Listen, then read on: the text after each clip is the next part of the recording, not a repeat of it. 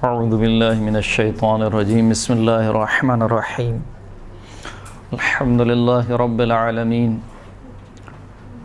अल्हम्दुलिल्लाहिल अव्वल बिला अव्वलिन कान क़ब्लहु वल आखिर बिला आखिरिन यकुनु बअदहु अल्लज़ी क़स्सरत अन रु'यतिही अब्सारुन नाज़िरीन वअजज़त अन नअतिही अवहामुल वासिफ़ीन सुम्मा अस्सलातु वस्सलामु अला अशरफिल अंबिया'i वल मुरसलीन व ख़ातमिन नबिय्यीन सय्यिदना व नबिय्यना व मौलाना व मौला थक़लैन जद्दिल हसन वल हुसैन अबिल क़ासिम मुहम्मद अल्लाहुम्मा सल्लि अला मुहम्मद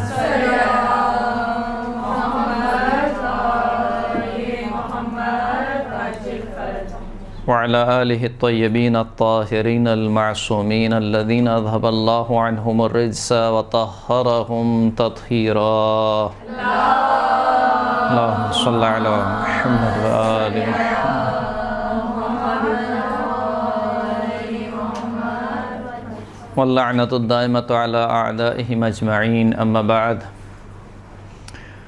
पिछली गुफ्तगू में हमने पानी के अहकाम पढ़े थे। पानी को दो हिस्सों में तकसीम किया था, मुज़ाफ़ पानी और मुतलक पानी। फिर मुतलक पानी की हमने कितनी किस्में की थी? 5। कुर पानी, कलील पानी, बारिश का पानी, जारी पानी और कुएं का पानी। ये 5 किस्में हमने की थी। पिछले दर्स से मुताल्लिक़ अगर कोई सवाल है तो मैं हाज़िर हूँ, वरना तो हम आगे का दर्स शुरू करते हैं। कोई सवाल नहीं है? आखिरी पानी रह गया था, यानी कुएं का पानी।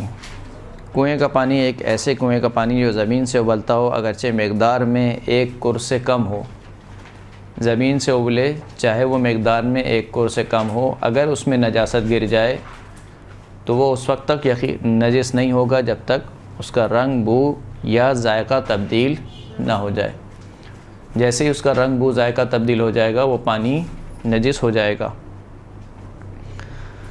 और रंग, बू, जायका तब्दील होने के बाद जब उसमें तब्दीली ख़त्म हो जाए, ख़ुद ब खुद तब्दीली ख़त्म हो जाए, तो पानी पाक हो जाएगा। लेकिन ज़रूरी है एहतियात वाजिब की बिना पर कि वो जो नीचे से पानी उबल रहा है कुएं का, उसमें वो पानी मखलूत हो जाए, यानी मिल जाए, मिक्स हो जाए वो पानी। तो जब तक वो उसमें मिक्स नहीं होगा, फ़कत तब्दीली के चले जाने से पाक नहीं होगा, बल्कि इंसान को यकीन होना चाहिए कि जो पानी नीचे से उबल रहा है वो उसके अंदर क्या हो गया है? मिक्स हो गया है। अच्छा, अब मुझे बताइए कि हमारे यहाँ जो बोरिंग है वो कुएं का पानी कहलाएगा या नहीं कहलाएगा? वो तो उतना ही होता है, वरना तो बोरिंग बैठ जाना किसको बोलते हैं? हमने सुना ना, बोरिंग बैठ गई। बोरिंग बैठ गई से मुराद यानी पानी नीचे चला गया उसका। यानी बोरिंग का सिस्टम ये होता है, पानी का जैसे आप पानी निकालते हैं वो रिफ़िल होता है, दोबारा उतनी मकदार में दोबारा आ जाता है। और जब वो रिफ़िल होना ख़त्म हो जाता है तो हम उसको कहते हैं कि बोरिंग बैठ गई, यानी पानी नीचे चला गया है। तो क्या हुआ फिर आखिरी फ़ैसला? कुएं का पानी नहीं कहलाएगा। कुएं का पानी नहीं कहलाएगा, अगरचे के कुर पानी वो कहलाएगा अगर उसकी मकदार कुर के बराबर हो। यकीन है तकरीबन इतना पानी खींच रहा है तो यकीनन कुर के पानी की मकदार के बराबर ही उसकी मकदार होगी, तो कुर पानी वो कहला सकता है, लेकिन कुएं का पानी वो नहीं कहलाएगा। यहाँ से आपको एक बात समझ लेनी चाहिए कि जो शरई अहकामात होते हैं वो उनके लिए ख़ास एक मौजू चाहिए होता है। जब तक वो मौजू मुहक्कक नहीं होता है उस वक्त तक वो अहकामात नहीं आते हैं। सही मिसाल, जैसे मैंने आपको मिसाल दी, कुआं और बोरिंग 2 अलग अलग चीज़ें हैं। सही ना? कुआं आपने देखा है पुराने ज़माने में, खैर अब तो नहीं होते हैं, लेकिन पूरा बाकायदा बड़ा सा गड्ढा खोद के नीचे जाके फिर उसके अंदर पानी निकालते रहे। तो वो कुआं एक अलग चीज़ है, बोरिंग एक अलग चीज़ है। यानी मौजू एक, उर्फ़ में भी मौजू दोनों का अलग अलग है। यानी अगर आप उर्फ़ को ये कहें, उर्फ़ आम में ये कहें कि बोरिंग इज़ इक्वल टू कुआं, कोई भी नहीं कहेगा कि बोरिंग एक अलग चीज़ है, कुआं एक अलग चीज़ है।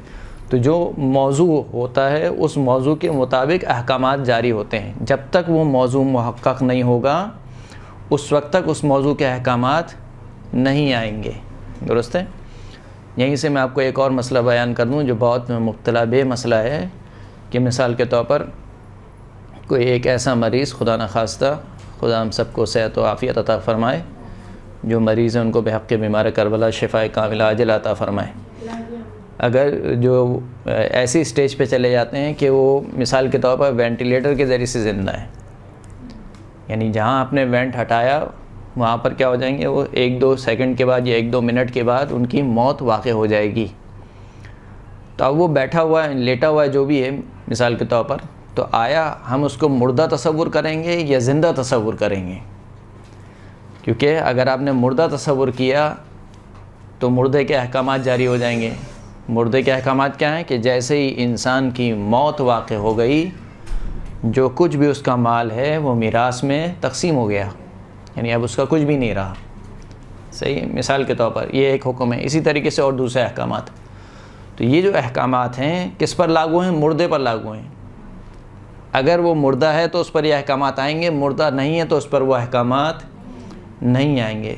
लिहाजा आगा सिस्तानी कहते हैं कि नहीं, ये मुर्दा नहीं है, उर्फ़ आम में इसको मुर्दा तसव्वुर नहीं किया जाता। अगरचे कि लोग कहते यही हैं कि अब इसमें कुछ नहीं रहा है, मिसाल के तौर पर खुदा न खास्ता लोग उर्फ़ आम में यही कहते हैं कि अब इसमें कुछ नहीं रहा है, ये ख़त्म हो गया, जैसे हम इसका बैंड हटाएंगे ये ख़त्म हो जाएगा।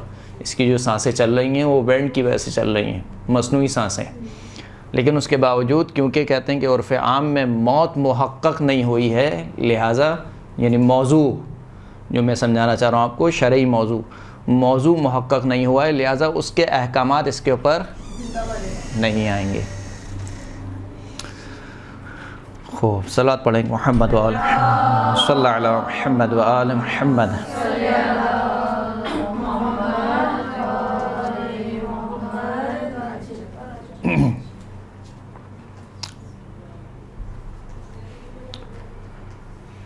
यहीं से आप एक और बात भी समझ लीजिए कि जो मौजू का तयन है वो मुकल्लफ़ की ज़िम्मेदारी होती है। मुज्तहिद आपको मौजू मुतय्यन करके नहीं देता, मुज्तहिद आपको हुक्म कुल्ली बयान करता है। दुरुस्त है। मिसाल के तौर पर सिगरेट पीना हराम है अगर बहुत बड़े ख़तरे का बाइस बने, जिसे ज़रर बलीग कहा जाता है अरबी ज़बान में। ज़रर बलीग बहुत बड़ा ख़तरा, बहुत बड़ा ख़तरा मिसाल के तौर पर क्या, गुर्दे फेल हो जाना, मिसाल के तौर पर कैंसर हो जाना, मिसाल के तौर पर, ये बहुत बड़ा ख़तरा है। अगर बहुत बड़े नुकसान का बाइस बने तो सिगरेट पीना क्या है, हराम है।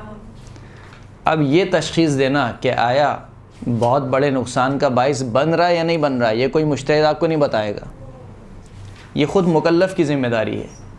मुकल्लफ़ मुअय्यन करे कि आया अभी मैं इस स्टेज पर हूँ कि सिगरेट पीना मेरे लिए बहुत बड़े नुकसान का बाइस बनेगा या नहीं बनेगा, ये किसकी ज़िम्मेदारी है? मुकल्लफ़ की ज़िम्मेदारी है। मुज्तहिद का काम क्या है? हुक्म शरई को बयान करना। मौजू आया ख़ारिज में मुहक्क़क़ हुआ या नहीं हुआ, ये ज़िम्मेदारी किसकी है?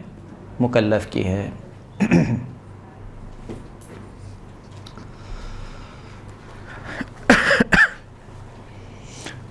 जैसे मिसाल के तौर पर चाँद का मसला है,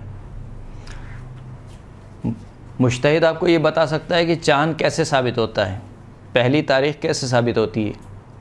मुज्तहिद बताएगा कि अगर पहले महीने के 30 दिन पूरे हो जाएं तो अगला दिन क्या होगा, नया महीना शुरू हो जाएगा, पहली हो जाएगी। या अगर 29 की रात यानी 30 की रात को, यानी 29 का दिन गुजर के जो रात आए उसमें अगर चाँद नज़र आ जाए, सही है। अब चाँद नज़र आना कैसे साबित होगा? मिसाल के तौर पर 2 आदिल गवाही दें, इंसान ख़ुद देखे, फ़ला फ़ला फ़ला, ये शराइत हैं। मुकल्लफ़ ने, मुज्तहिद ने आपको अहकाम बता दिए हैं। अब चाँद हुआ या नहीं हुआ ये आपको मुज्तहिद नहीं बताएगा, ये आपको ख़ुद देखना है। यानी जो पैरामीटर आपको दे दिए हैं उस पैरामीटर पे आपको ख़ुद देखना है कि आया हुआ या नहीं हुआ। इन तरीक़ों से चाँद साबित होता है।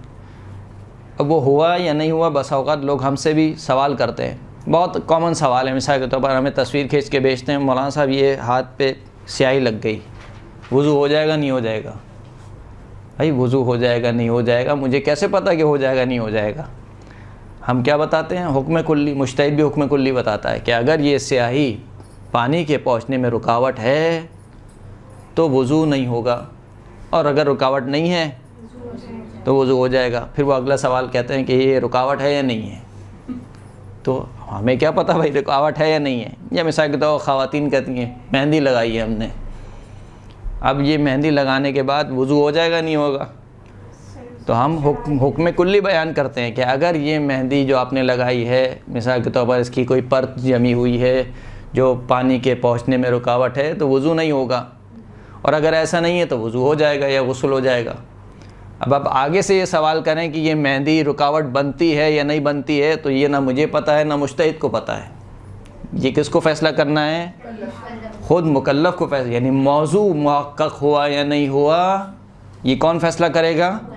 मुकल्लफ़ फ़ैसला करेगा। खो पानी के अहकाम, मुज़ाफ़ पानी के जिसके माना मसला नंबर 13 में बयान हो चुके हैं। क्या माने हैं मुज़ाफ़ पानी के? पिछली क्लास में हमने पढ़े थे। मुज़ाफ़ पानी किसे कहते हैं?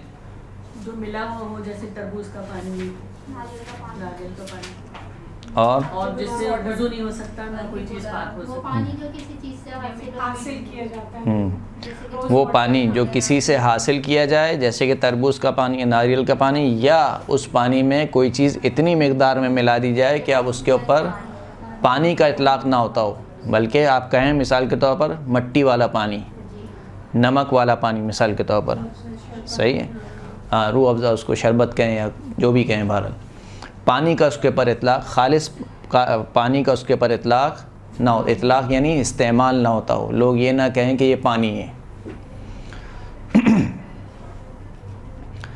तो मुज़ाफ़ पानी जैसे कि हम पढ़ चुके थे पहले भी, किसी चीज़ को पाक नहीं करता, ज़र्रा बराबर भी उसमें नजासत पड़ जाए तो पूरा का पूरा पानी क्या हो जाता है? नजिस हो जाता है। मुज़ाफ़ पानी से वज़ू और गुस्ल नहीं हो सकता। मुज़ाफ़ पानी कितना ही ज़्यादा क्यों ना हो, चाहे कुर से कहीं ज़्यादा क्यों ना हो, अगर उसमें नजासत गिर गई तो पूरा का पूरा पानी नजिस हो जाएगा। अलबत्ता अगर मुज़ाफ़ पानी को ऊपर से किसी नजिस चीज़ पर डाला जाए तो फ़कत उतना ही हिस्सा नजिस होगा जो नजासत से मिला है, पूरा पानी नजिस नहीं होगा।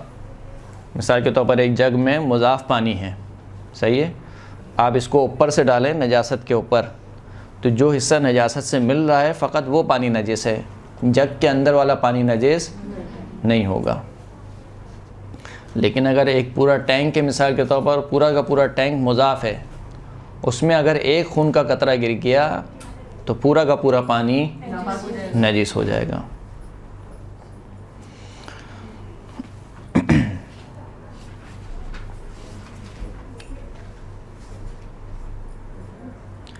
अच्छा, अब एक अगर मुज़ाफ़ पानी नजिस हो जाए तो उसको पाक कैसे करेंगे? आया पानी पाक हो सकता है या नहीं हो सकता? सर पानी पाक नहीं हो सकता, अगर कुर हो तो हो सकता है, वरना पानी पाक नहीं। पानी इतना मिला दे कि वो पानी की डेफिनेशन में आ जाए। हाँ, कुर पानी से इतने मिला दिया जाए उसको, मुज़ाफ़ पानी नजिस हो गया। अब आपको अगर उसको पाक करना है तो कुर पानी या जारी पानी से इसको मिला दें, या बारिश का पानी इसके ऊपर पड़ जाए, और इतना पड़ जाए कि अब जो मुज़ाफ़ वाली हालत थी उससे वो खारिज हो जाए, यानी अब वो दोबारा उसको पानी साफ़ पानी कहा जाने लगे, तो पानी क्या हो जाएगा? पाक हो जाएगा। तो मुज़ाफ़ पानी को पाक करने का फ़कत एक यही तरीका है। इस पर मैं क्यों ताकीद कर रहा हूँ? इस वजह से ताकीद कर रहा हूँ कि कितना ही आप फ़िल्टर क्यों ना कर लें गटर के पानी को, फ़िल्टर करने से कोई पानी पाक नहीं होता है। भले से आप साइंटिफिक तरीके से मेरे पास लेबॉर्ट्री का टेस्ट ले आए कि अब इसमें कोई जर्म नहीं है, मिसाल के तौर पर इसमें कोई अज्जा नहीं है नजासत के फ़ना फ़ना फ़ना, तो आप कितना ही उसको फ़िल्टर कर लें वो नजिस रहेगा, जब तक वो कुर या जारी पानी या बारिश पानी से बारिश के पानी के साथ इस तरीके से ना मिले कि उसकी रंग बू जायका ख़त्म हो जाए, मुज़ाफ़ पानी की हालत से वो निकल जाए, उस वक्त तक वो पाक नहीं होगा। सर उन यूरोपियन ममालिक जहाँ पे पानी की शॉर्टेज है, सुनने में आया है, जी वो रिसाइकल करते हैं उस पानी को, जी, वो यही करते हैं, लेकिन पाक नहीं होता उससे, पाक नहीं होता। नहीं, पाक नहीं होगा। अगर आपको यकीन है कि जो पानी है मिसाल के तौर पर ये नजिस पानी रिसाइकल होकर आ रहा है फ़िल्टर होकर, तो पानी नजिस है, अगर यकीन हो जाए आपको। लेकिन अगर यकीन नहीं है तो पानी क्या होगा? पाक होगा। साफ पानी है, इसमें आपने कहा कि इसमें आप इतना साफ पानी मिला दें। साफ नहीं, कोर पानी यानी कोर या बारिश का पानी या जारी पानी। सर फिर वो तो मुज़ाफ़ियत से भी निकल गया, पाक भी हो गया, मुज़ाफ़ियत जी जी, फिर मुतलक ही हो गया ना। मुतलक पानी हो गया। अगर वो मुज़ाफ़ पानी जो नजीस हो एक कुर के बराबर पानी या जारी पानी से यूँ मिल जाए कि फिर इसे उर्फ़ में मुज़ाफ़ पानी ना कहा जा सके तो वो पाक हो जाएगा। मयार उर्फ़ है, यानी उर्फ़ आम की आँख, एक आम इंसानी आँख से उसको देखा जाए तो ये कहा जाए कि ये पानी साफ़ है, यानी इसमें कोई चीज़ मिली हुई नहीं है। ज़रूरी नहीं है कि आप उसको मिसाल के तौर पर उसके नीचे रखें, क्या बोलते हैं उसको, खुर्दबीन के नीचे, और उसके नीचे रख के आप देखें कि इसमें कुछ ज़र्रात नज़र आ रहे हैं या नहीं नज़र आ रहे हैं, ये ज़रूरी नहीं है। आम इंसानी आँख उर्फ़ आम में ये कहा जाए कि ये साफ़ पानी है, इसमें कोई चीज़ मिली हुई नहीं है, उस पानी को क्या कहा जाएगा, मुतलक पानी कहा जाएगा। और अगर उर्फ़ आम में ये कहा जाए कि नहीं ये पानी मिक्स हुआ हुआ है, इसमें कोई चीज़ मिली हुई है, ये साफ़ पानी नहीं है, तो फिर उस पानी को मुज़ाफ़ पानी कहा जाएगा। ये बात मैंने इसलिए कही कि क्योंकि कराची के कुछ इलाक़ों में मिसाल के तौर पर बोरिंग का जो पानी आता है या तो बहुत नमकीन होता है, यानी पीने में आपको नमकीन लगता है, या अगर उसको आप जग वगैरह में डालें तो थोड़ा सा दूधिया होता है वो पानी।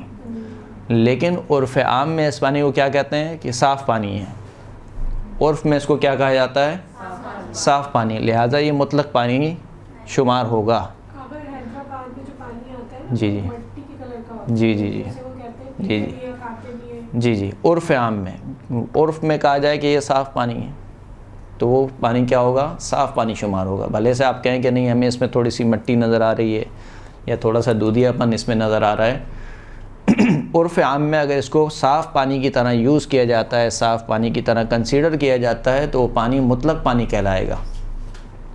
सही है। खूब,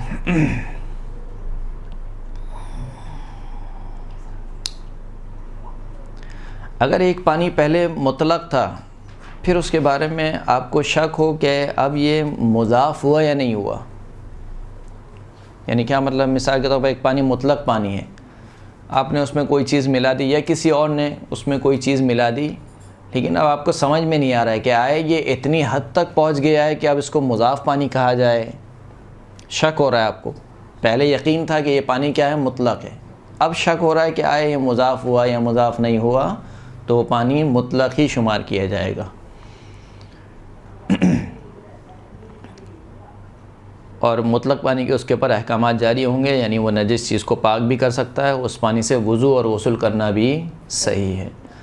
लेकिन अगर एक पानी पहले मुज़ाफ़ था, अब आपको शक हो रहा है कि मुतलक हुआ या नहीं हुआ, तो पानी मुज़ाफ़ शुमार किया जाएगा, यानी ना उससे कोई नजिस चीज़ पाक हो सकती है, ना उससे वज़ू और गुस्ल भी नहीं हो सकता, और ज़र्रा बराबर नजासत गिरने से वो पानी क्या होगा, नजिस हो जाएगा। 4 अहकाम हैं मुज़ाफ़ पानी के, वज़ू गुस्ल नहीं हो सकता है, नजीस चीज़ को पाक नहीं कर सकता है, और ज़र्रा बराबर नजासत गिरने से वो पानी क्या हो जाता है, नजिस हो जाता है।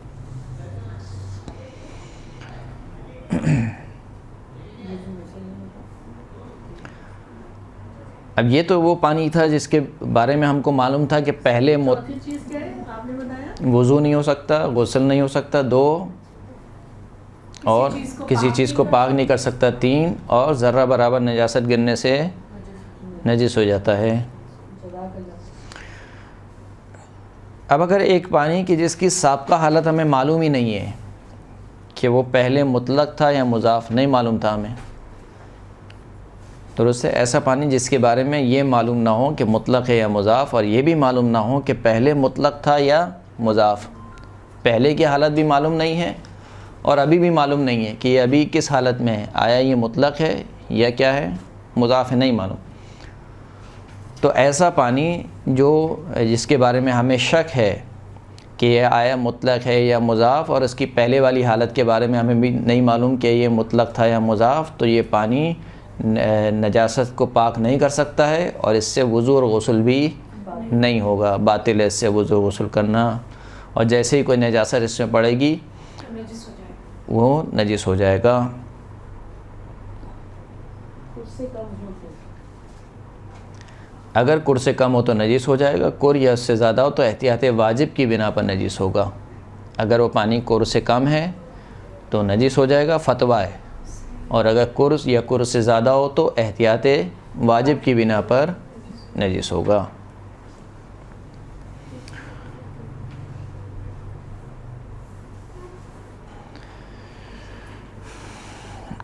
ऐसा पानी जो खून या पेशाब जैसी ऐन निजासत, जिसमें खून या पेशाब जैसी ऐन निजासत आ पड़े और इसकी बू, रंग या जायके को तब्दील करते नजिस हो जाता है, ख्वाह वो कुर के बराबर हो या जारी पानी ही क्यों ना हो। बल्कि अगर पानी की बू और इसका रंग या जायका किसी ऐसी नजासत से तब्दील हो जाए जो इससे बाहर है, मसलन करीब पड़े हुए मुर्दार की वजह से इसकी बू बदल जाए, तो एहतियात लाजिम की बिना पर वो पानी नजिस हो जाएगा। मिसाल के तौर पर नहर बह रही है और नहर के साइड में कोई कुत्ता मर गया मिसाल के तौर पर, या कोई जानवर मर गया मुर्दार, मिसाल के तौर पर कोई भेड़ बकरी मर गई, यानी ख़ुद से मर गई, ख़ुद से मर गई तो मुर्दार है, और वो मर के मिसाल के तौर पर सड़ने लगी, और उसकी वजह से जो पानी था, पानी क्या हो गया, उसका बू जो है वो तब्दील हो गई, या उसका जो रंग था वो तब्दील हो गया है, जायका तब्दील हो गया, तब भी वो एहतियात लाजिम की बिना पर वो पानी क्या होगा,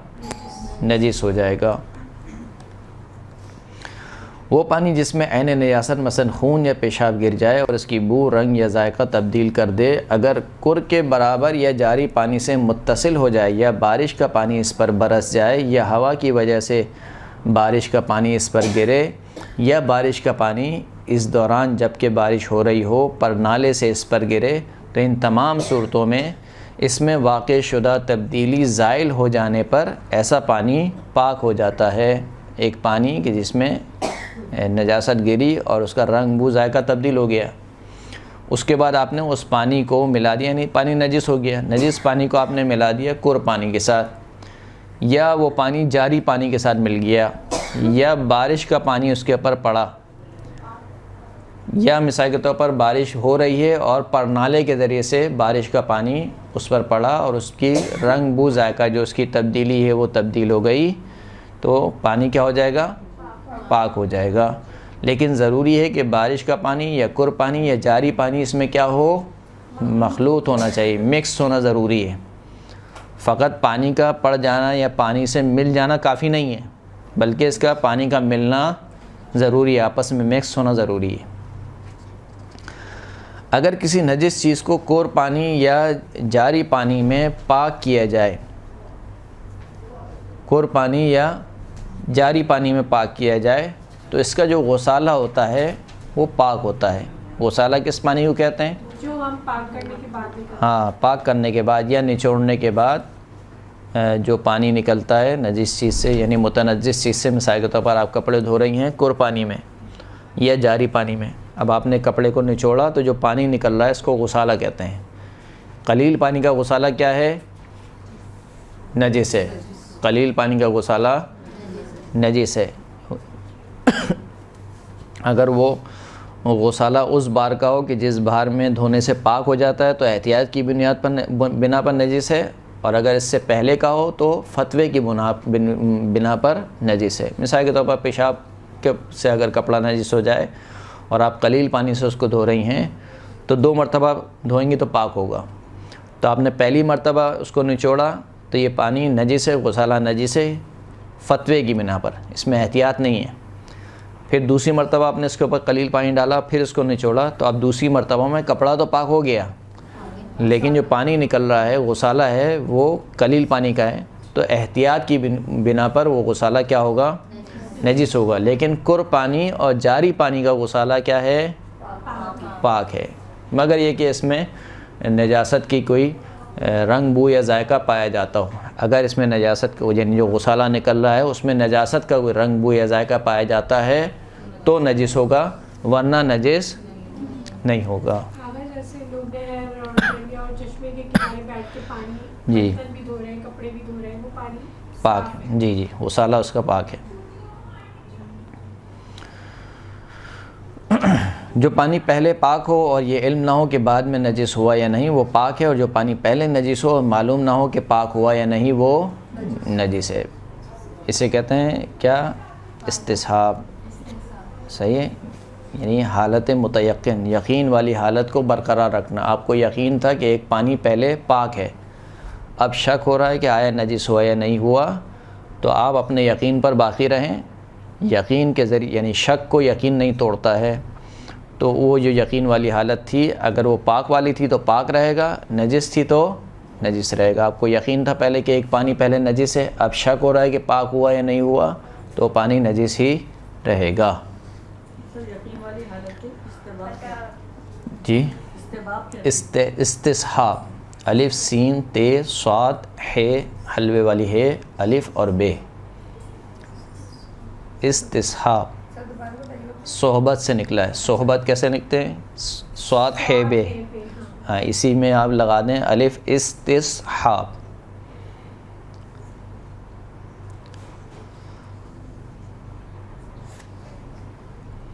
इस्तिस्हाब का जो कायदा है वो ख़ुद आइम्मा अथहार ने बयान किया है। ला तनकुज़ुल यकीना बिशक, यकीन को शक के ज़रिए से ना तोड़ो, यकीन को शक के ज़रिए से ना तोड़ो। मुराद ये है कि जो यकीनी हालत है उस पर साबित कदम रहो, उसको शक के ज़रिए से ना तोड़ो। तुम्हें पहले यकीन था कि ये पानी पाक है, अब शक हो रहा है कि आया नजिस हुआ या नहीं हुआ, तो इमाम कह रहे हैं कि शक को, यकीन को शक के ज़रिए से ना तोड़ो, यानी यकीन पर बरकरार रहो। तुम्हें यकीन था पाक है तो अब भी पाक है, अगर पहले यकीन था कि नजिस है तो अब भी नजिस है।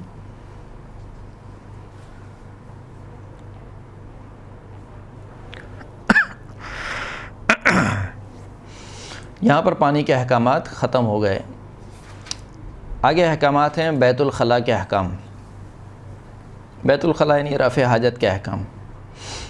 रफ़े हाजत में जो एक मसला आता है वो ये कि शर्मगाह को छुपाना, दूसरा मसला ये आता है कि रूबा क़िबला या पुशबा क़िबला बैठना, और तीसरा मसला जो आता है वो ये कि किन जगहों पर रफ़े हाजत करना हराम है, और फिर इसके कुछ मुस्तहबात और मकरूहात ज़िक्र हुए। और एक और मसला आता है कि यानी मकामात को पाक करने का मसला। ज़रूरी है कि इंसान अपनी शर्मगाह को छुपाए। बैतुल खला करते वक्त, रफ़े हाजत करते वक्त इंसान अपनी शर्मगाह को हत्ता महरम से, हत्ता मिसाल के तौर पर कोई माँ जैसी महरम ही क्यों ना हो, उससे भी छुपाना वाजिब है। यहाँ तक कि मुमय्यज़ बच्चा, वो मुमय्यज़ बच्चा जो अच्छे बुरे की तमीज़ रखता है, बालिग़ नहीं हुआ है लेकिन बुलूगत के करीब है, यानी अच्छे बुरे को समझता है, तो उसको कहा जाता है मुमय्यज़। मुमय्यज़ जो बच्चा है, इस मुमय्यज़ बच्चे को से भी छुपाना क्या है? वाजिब है। और इसी तरीके से वो दीवाना बच्चा जिसे कम से कम इस बारे में तमीज़ हो, अच्छे बुरे की यानी शर्मगाह के बारे में तमीज़ हो, उसको उससे भी छुपाना क्या है? वाजिब है, सिवाय मियाँ और बीवी के। बीवी और शौहर, जैसे कुरान मजीद की ताबीर है बीवी शौहर के रिश्ते के बारे में कि अंतुम लिबासुल लहुन्ना व हुन्ना लिबासुल लकुम, या उल्टा है, हुन्ना लिबासुल लकुम व अंतुम लिबासुल लहुन्ना, वो तुम्हारा लिबास हैं और तुम उनकी लिबास हो। लिबास से ताबीर की है और इंतहाई ज़रीफ़ नुक्ता है इस आयत में, और इस रिश्ते को कुरान मजीद ने कई जगह पर बयान किया है, और जो ताबीरात कुरान मजीद ने इस रिश्ते के लिए इस्तेमाल की हैं वो शायद किसी और रिश्ते के लिए इस्तेमाल नहीं की। वमिन आयातिही अन खलक़ लकुम मिन अनफुसिकुम अज़वाजा, खुदा की निशानियों में से ये कि खुदा ने ख़ुद तुम्हारे नफ्सों में से तुम्हारे लिए जोड़े बनाए। यानी ये जो मियाँ बीवी का रिश्ता है, खुदा इसको निशानी करार दे रहा है, किसकी? अपनी तौहीद की निशानी करार दे रहा है। खुदावंद करीम ने ये नहीं कहा कि अल्लाह की तौहीद की निशानी क्या है, मिसाल के तौर पर उसने तुम्हारे माँ बाप करार दिए, उसने तुम्हारे भाई बहन करार दिए, उसने तुम्हारे चाचा ताया मामा मिसाल के तौर पर करार दी। इन रिश्तों को अल्लाह ने तौहीद की निशानी नहीं करार दिया। तौहीद की निशानी किस रिश्ते को करार दिया? ज़ौजियत के रिश्ते को, मियाँ बीवी के रिश्ते को। व मिन आयातिही अन खलक़ लकुम मिन अनफुसिकुम अज़वाजन, क्यों?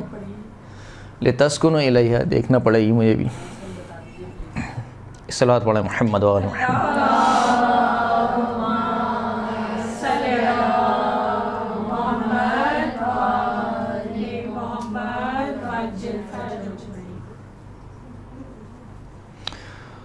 सूरह रूम आयत नंबर 21। वमिन आयातिही अन खलक़ लकुम मिन अनफुसिकुम अज़वाजन, अल्लाह की निशानी में से ये है, निशानियों में से एक निशानी ये है कि उसने तुम्हारे नफ्सों में से ही तुम्हारे लिए जोड़े बनाए। क्यों? लितस्कुनु इलैहा, क्यों बनाया आपने ये जोड़ा? लितस्कुनु इलैहा, ताकि तुम अपनी यानी बीवी के पास जाकर सुकून महसूस करो। यानी ये जो रिश्ता खुदावंद करीम ने बयान किया है, मियाँ बीवी का रिश्ता किस लिए है? ताकि सुकून हासिल हो, ना कि जो पाया हुआ सुकून है उसको भी इंसान खो दे, बल्कि क्या है, सुकून हासिल करे। तो औरत को मर्द के लिए बाइस सुकूनत करार दिया, हमने इस रिश्ते को इस वजह से करार दिया। वजअल बैनकुम मवद्दतम व रहमा, और हमने तुम्हारे दरमियान मवद्दत और रहमत को करार दिया। यानी मियाँ बीवी का जो रिश्ता है ये हाकिम और महकूम का रिश्ता नहीं है कि जिसमें आप कहें कि मर्द मिसाल के तौर पर हाकिम है और बीवी महकूम है। जो ऑर्डर होगा वो मर्द का चलेगा, मर्द ऑर्डर करेगा और बीवी को करना ज़रूरी होगा। यह हाकिम महकूम का रिश्ता नहीं है, कहा कि ये मोहब्बत का रिश्ता है, मवद्दत का रिश्ता है। अगरचे कि अर्रिजालु क़व्वामूना अला निसाइम, एक और आयत है खुदावंद करीम ने इशारा फरमाता है कि जो मर्द हैं वो कव्वाम हैं। कव्वाम से मुराद क्या है? यानी सिपह सलारी जो है, वो घर को चलाने की जो सिपह सलारी है वो किसके हाथ में है? मर्द के हाथ में, सरबराही उसके हाथ में। लेकिन इसका ये हरगिज़ मतलब नहीं है कि बाकी तुम्हारी रइयत हैं, बच्चे तुम्हारी रइयत हैं, बीवी तुम्हारी रइयत है, तुम उनको मारो पीटो, मिसाल के तौर पर उनके ऊपर चीखो चिल्लाओ, ये इसका हरगिज़ मतलब नहीं है। मतलब ये कि मर्द को चलाना है अपना घर, ये सिंपल सा इसका मतलब है। तो वजअल बैनकुम मवद्दतम व रहमा, उसने तुम्हारे दरमियान मोहब्बत और रहमत को करार दिया। इन्न फ़ी ज़ालिका लआयातिन लिक़ौमिन यतफ़क्करून, और इस चीज़ में यानी इस रिश्ते में निशानियां हैं। किसके लिए? उस कौम के लिए जो सोच विचार करती है, गौर व फिक्र करती है। 21वीं आयत है। तो यहाँ पर ये ताबीर की जो मैं बयान करना चाह रहा था कि खुदावंद करीम ने इस रिश्ते को इंतहाई लतीफ़ ताबीर से बयान किया। जैसे कि यहाँ पर आप इस आयत में आपने देखा, दूसरी आयत जो मैंने पहले पढ़ी थी कि हुन्ना लिबासुल लहुम व अंतुम लिबासुल लहुन्ना, वो तुम्हारा लिबास हैं और तुम उनकी लिबास हो। लिबास से ताबीर किए। लिबास से ताबीर करने का मतलब क्या? लिबास इंसान क्यों पहनता है? पहले तो कि अपने उयूब को छुपाए, पहला। दूसरा ये कि महफूज रख सके, गर्मी में गर्मी से, सर्दी में सर्दी से। तीसरा ये कि जीनत करार दे। 3 चीज़ें हैं। लिबास इंसान क्यों पहनता है? कि अपने उयूब को छुपाए, अपनी हिफाजत करे, दूसरा जीनत शुमार हो उसके लिए। तो गोया खुदावंद करीम बयान ये करना चाहता है कि तुम दोनों एक दूसरे के लिए क्या हो? लिबास हो। यानी एक दूसरे के उयूब को छुपाओ, एक दूसरे की हिफाजत करो और एक दूसरे के लिए बाइसे जीनत बनो। मर्द बीवी के लिए बाइसे जीनत बने, ना कि मिसाल के तौर पर मर्द बीवी की तौहीन करे खुदा न खास्ता रिश्तेदारों के सामने या किसी महफिल में भी। इसी तरीके से बीवी भी, ऐसा ना हो कि बीवी जो है वो मर्द की तौहीन करे या मर्द को नीचे दिखाए। मिसाल के तौर पर गुफ्तगू होती है, तुम्हारा शौहर क्या करता है, ये करता है, ये कहे नहीं हमारा शौहर तो कुछ ला के नहीं देता और ये नहीं करता और वो नहीं करता, फ़लाँ नहीं करता। तो ये बात दुरुस्त नहीं है। हो बात कहाँ से कहाँ चली गई जी। सलात पढ़े मोहम्मद व आले मोहम्मद, सल्लल्लाहु अला मोहम्मद व आले मोहम्मद।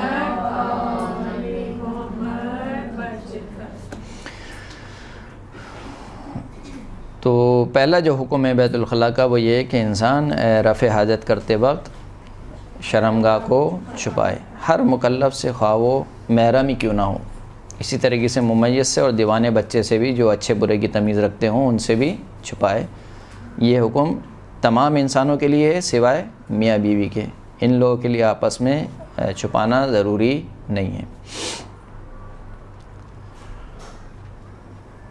छुपाने से मुराद क्या है? यहाँ पर छुपाने से मुराद ये नहीं है कि मिसाल के तौर पर कोई लिबास पहने या कोई मिसाल के तौर पर कोई चीज़ लगाए, बल्कि किसी भी चीज़ से छुपा ले। यानी अगर हाथ से छुपा सकता है या किसी भी चीज़ से छुपा सकता है, छुपाना वाजिब है। अब वो छुपाए किस तरीके से, वो मुकल्लफ़ का मसला है। असल शरई हुक्म क्या है कि छुपाए। दूसरा हुक्म यह है कि रफ़े हाजत करते वक्त अपना अगला हिस्सा यानी पेट और सीना क़िबले की तरफ ना हो, एहतियात लाजिम की बिना पर। और इसी तरीके से पुश ब क़िबला ना हो। जब इंसान रफ़े हाजत के वक्त बैठे तो ना उसका सामने वाला हिस्सा क़िबले की तरफ होना चाहिए, ना उसकी पुश क़िबले की तरफ होनी चाहिए। अब इसमें कितना मुड़ के बैठे, मिसाल के तौर पर क़िबला इस तरफ है तो वो ऐसे हो या ऐसे हो, मिसाल के तौर पर कैसे हो, इतना हट जाना काफ़ी है कि ये ना कहा जाए कि ये क़िबले की तरफ बैठा हुआ है। ज़रूरी नहीं कि पूरा, मिसाल के तौर पर 90 डिग्री पे बैठे, कि क़िबला अगर इस तरफ है तो वो ऐसे बैठे, ये ज़रूरी नहीं है। अगर इतना भी बैठ जाएगा तो काफ़ी है। इसी तरीके से जब हम नया घर ख़रीदते हैं या बनाते हैं तो उसमें ये चीज़ ख्याल रखनी चाहिए कि WC वगैरह हम लगाते हैं वो रू ब क़िबला या पुश ब क़िबला ना होने से मुराद 90 डिग्री ना होना नहीं है, बल्कि इतना इन्हिराफ काफ़ी है, यानी इतना हट जाना काफ़ी है कि ये ना कहा जाए कि ये क़िबले की तरफ है। अगर क़िबला इस तरफ है मिसाल के तौर पर और यूँ करके बैठा हुआ है तो इसको ये नहीं कहा जाएगा कि क़िबले की तरफ है। इतना हट जाना काफ़ी है। हटाने से मुराद ये नहीं है कि फ़कत जो है वो अपनी शर्मगाह को हटा ले, बल्कि पूरा उसका पेट और सीना पुश ब क़िबला या रू ब क़िबला नहीं होना चाहिए। फ़कत शर्मगाह को रू ब क़िबला या पुश ब क़िबला ना करना ये काफ़ी नहीं है।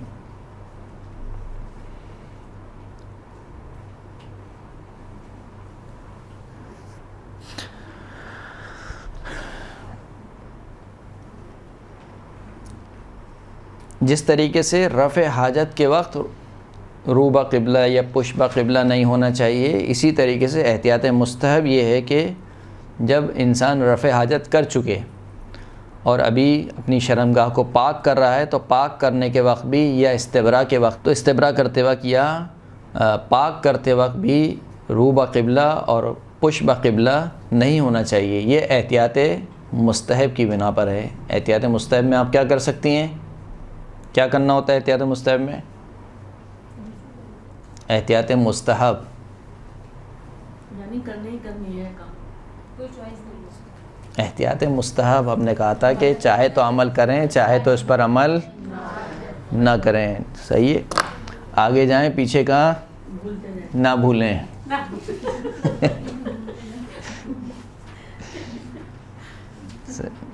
एहतियात मुस्तहब है। सही, जहाँ पर भी एहतियात मुस्तहब है इसका मतलब ये है कि चाहे तो आप इस एहतियात पर अमल करें, चाहे तो एहतियात पर अमल ना करें।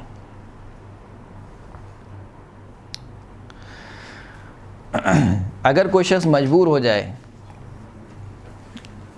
कि या तो वो पुश ब क़िबला बैठे या रू ब क़िबला बैठेगा, यानी उसके पास चॉइस नहीं है, ऐसी जगह पर है या मिसाल के तौर पर ऐसे मकाम, मिसाल के तौर पर सफ़र में जहाज़ उड़ रहा है, अब चॉइस नहीं है। जहाज़ का तो वैसे ही वाशरूम ऐसा होता है कि बंदा या खड़ा हो जाए या बैठ जाए,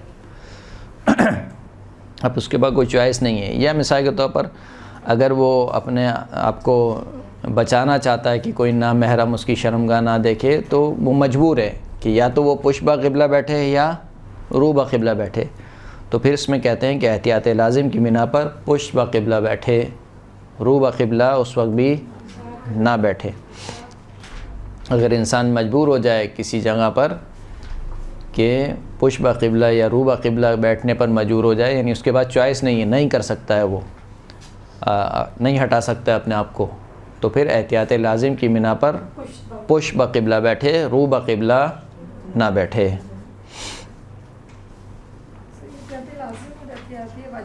एक ही चीज़ है,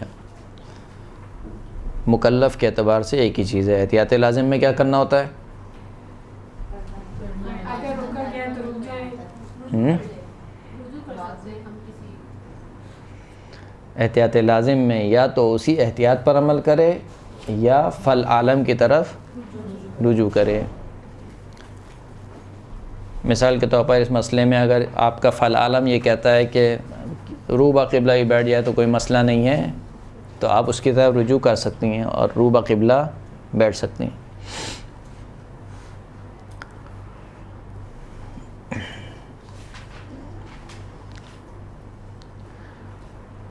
बच्चों को पेशाब कराते वक्त या मिसाल के तौर पर रफ़े हाजत कराते वक्त रू ब क़िबला या पुश ब क़िबला ना बिठाया जाए, एहतियात मुस्तहब की बिना पर है ये।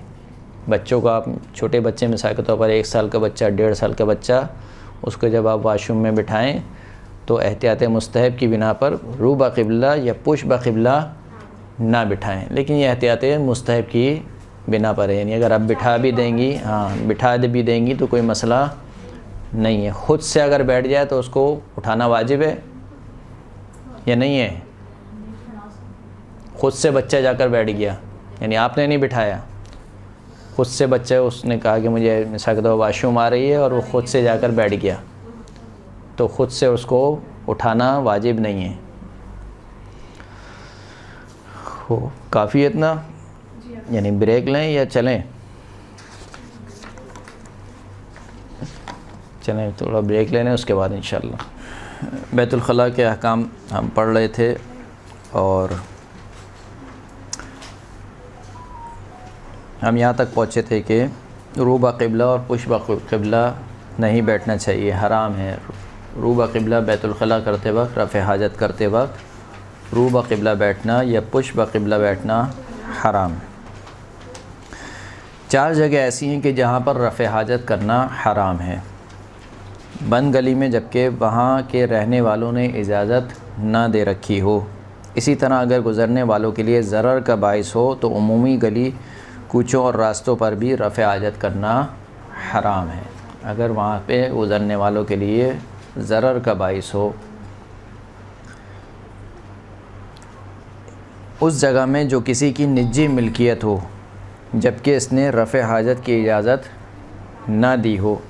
किसी की निजी मिल्कियत है और उसने आपको रफ़े हाजत की इजाज़त नहीं दी है, मिसाल के तौर पर वहाँ पर जाके करना, रफ़े हाजत करना, ये क्या है? हराम है। ये मसला कहाँ पेश आता है? अक्सर औक़ात मिसाल के तौर पर जो शख्स जाता है ज़ियारतों पे, अरबईन की ज़ियारतों पे जाते हैं, मिसाल के तौर पर आशूर की ज़ियारतों पे जाते हैं। अब आपने एक होटल लिया हुआ है, अब आप गए मिसाल के तौर पर किसी दूसरे होटल में, वहाँ पर आपका कोई रिश्तेदार, कोई दोस्त ठहरा हुआ है और आप उसके वाशरूम इस्तेमाल कर रहे हैं। अगर आपको मालूम है कि यानी कोई मसला नहीं है, जो मालिक मकान है, यहाँ का जो होटल का मालिक है, उसको कोई मसला नहीं है तो कोई मसला नहीं। लेकिन अगर आपको मालूम है कि नहीं, यहाँ पर जो मालिक है, होटल के जो मालिक है, उसने ख़ास रिस्ट्रिक्ट किया हुआ है कि यहाँ पर जो होटल लेगा वही जो है वो वाशरूम जा सकता है या वाशरूम को इस्तेमाल कर सकता है, तो फिर वहाँ पर रफ़े हाजत करना क्या हो जाएगा?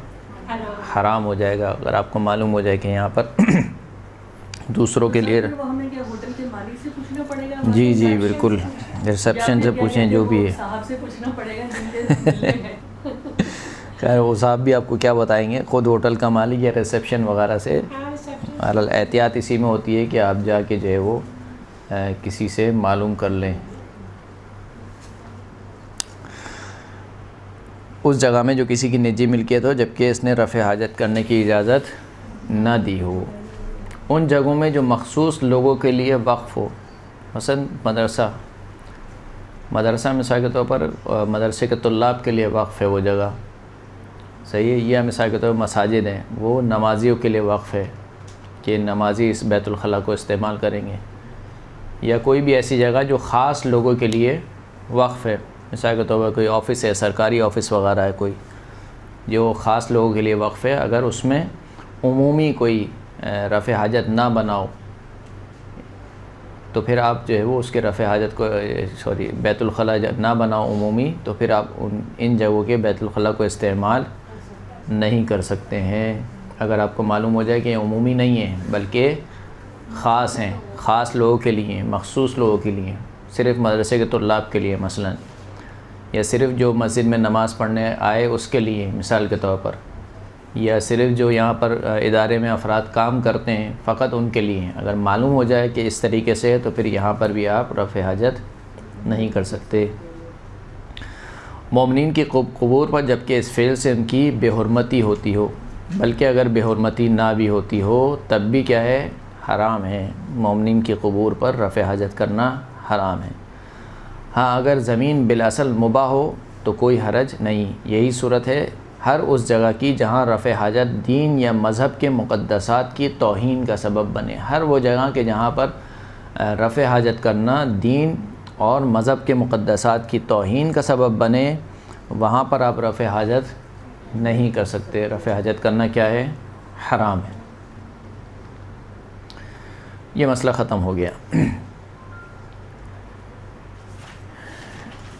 मकाम पेशाब पानी से ही पाक होगा, पानी के अलावा किसी भी दूसरी चीज़ से मकाम पेशाब पाक नहीं हो सकता। मसलन ये मसला पेश आता है, बसा औक़ात लोग जाते हैं और सफ़र में मिसाल के तौर पर वाशरूम जाते हैं और टिशू वगैरह से साफ़ करके आ जाते हैं, तो टिशू से मकाम फ़ुज़ला तो पाक हो सकता है शराइत के साथ जो भी बयान होंगी, लेकिन जो मकाम पेशाब है वो फ़कत और फ़कत पानी से ही पाक होगा। मकाम पेशाब पानी के अलावा किसी और दूसरी चीज़ से पाक नहीं हो सकता। हाँ, अगर जो मकाम फ़ुज़ला है वो पानी के अलावा भी दूसरी चीज़ों से पाक हो सकता है। शर्त ये है, यानी 3 शर्तें ऐसी हैं कि अगर ये 3 शर्तें पाई गई तो इन 3 शर्तों के साथ मकाम फ़ुज़ला भी फ़कत पानी से ही पाक होगा। अगर ये 3 में से कोई एक चीज़ पाई गई तो मकाम फ़ुज़ला भी फ़कत पानी से ही पाक होगा। वो 3 कौन सी शर्तें? मिसाल के तौर पर फ़ुज़ले के साथ कोई और नजासत बाहर आए, मसलन खून वगैरह बाहर आ गया, तो ऐसी सूरत में फ़कत और फ़कत किससे पाक होगा? पानी से। पानी के अलावा किसी दूसरी चीज़ से पाक नहीं होगा। कोई बैरूनी नजासत मकाम फ़ुज़ला पर लग जाए,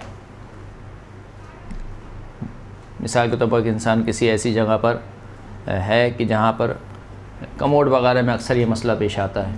आप मिसाल के तौर पर रफ़े हाजत इंसान करता है और जो नजिस पानी है कमोड का वो उछल के मिसाल के तौर पर लग जाता है इंसान के मकाम पर, तो ऐसी सूरत में भी ये जो मकाम है फ़कत और फ़कत किससे पाक होगा? पानी से पाक होगा। मगर इसमें कि एक इस्तिस्ना है जो ख़वातीन के हवाले से है कि अगर पेशाब पहुँच जाए उस मकाम तक तो इसमें कोई हरज नहीं है। इसमें वो पानी से ही पाक हो सकता है और दूसरी चीज़ों से भी पाक हो सकता है जो भी बयान होंगी। तीसरा ये कि अगर जो मकाम फ़ुज़ला है वो मामूल से ज़्यादा आलूदा हो जाए तो इस सूरत में भी ये मकाम फ़कत पानी से पाक होगा, पानी के अलावा दूसरी चीज़ों से पाक नहीं होगा। इन 3 सूरतों के अलावा मकाम फ़ुज़ला को या तो पानी से धोया जाए या उस तरीके के मुताबिक जो बाद में बयान किया जाएगा, कपड़े या पत्थर या इन्हीं जैसी चीज़ों से भी पाक हो सकता है।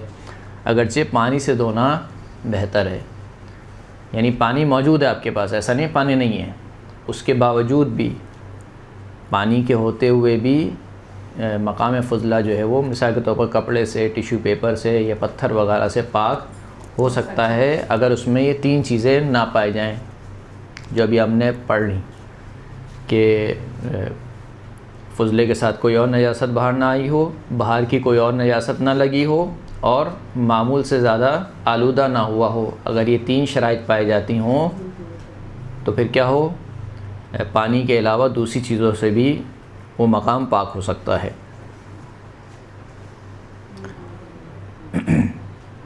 पेशाब का जो मकाम है जैसे कि हमने अर्ज़ कर दिया कि फ़कत और फ़कत पानी से ही पाक होता है और इसको एक दफ़ा धो लेना काफ़ी है। वैसे अगर पेशाब किसी और जगह पर लग जाए बदन पर तो 2 मरतबा धोना ज़रूरी है, लेकिन जो मकाम पेशाब है उसको फ़कत एक दफ़ा धोने से पाक हो जाता है। अगरचे कि एहतियात मुस्तहब है कि 2 मरतबा धोएं और अफजल ये है कि 3 मरतबा धोएं।